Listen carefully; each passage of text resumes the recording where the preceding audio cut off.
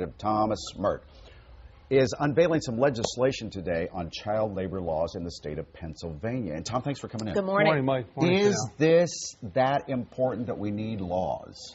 We believe it is, Mike. We had a public hearing back in April, and in addition to Gloria Allred, a famous attorney from Hollywood, we also had Paul Peterson, a very successful and popular child Donna actor Reed Show? From the Donna Reed Show, who testified, as well as some family members of the very famous Gosselins family. And their testimony was very riveting, and they revealed some problems that have manifested themselves relative to reality TV. What kind of problems? What bothered you most? To be very honest with you, Chanel, children were filmed toilet training. Children were filmed in the bathroom. We think that's totally inappropriate. Nuts. And we really feel that the state code should be tightened up and should be updated relative to issues of that nature.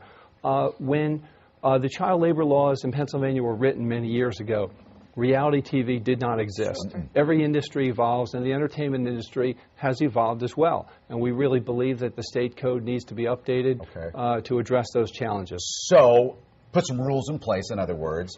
Like what? The amount of hours they can work? There needs to be restrictions on the hours. There needs to be some articulated compensation for the children. So how would you do that? Would the parent just keep some money in a trust or something like that? 15% of the money that's generated needs to be set aside for each child actor. Okay. In addition to that, as Mike said, there will be restrictions on the hours. There will be very tight restrictions on the work permits.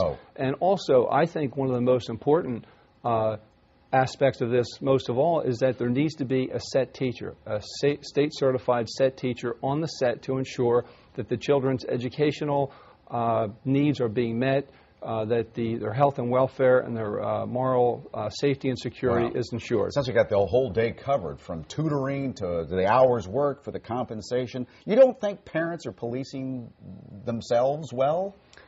We believe that there's room for improvement. We think we can do a better job than what the status quo is. It's interesting that you mentioned the set, because we're talking about reality shows. So technically the set is, the child's home. So a lot of these kids, and I'm sure we'll see more reality shows in the future, are still going to school, and they're still living their life. So where would you have a teacher? I guess it just depends on the situation. Chanel, when these children, we'll just use the example of a reality television show, when these children are going to autograph signings, when they're making personal appearances at the mall or some other place, they are working. These children are working. They're being their innocence and their childhood is being offered to the highest bidder, and we don't think that's correct. Where's this legislation right now? This legislation will be introduced this morning at a press conference, 11 o'clock in Hatboro at the Borough Hall. It's House Bill 2515. We are very optimistic, and we're hopeful that this legislation will get a hearing and we'll get a vote this legislative session. Taking care of the kids. Thank you, Tom. Mike. Thank you. Thanks, Chanel.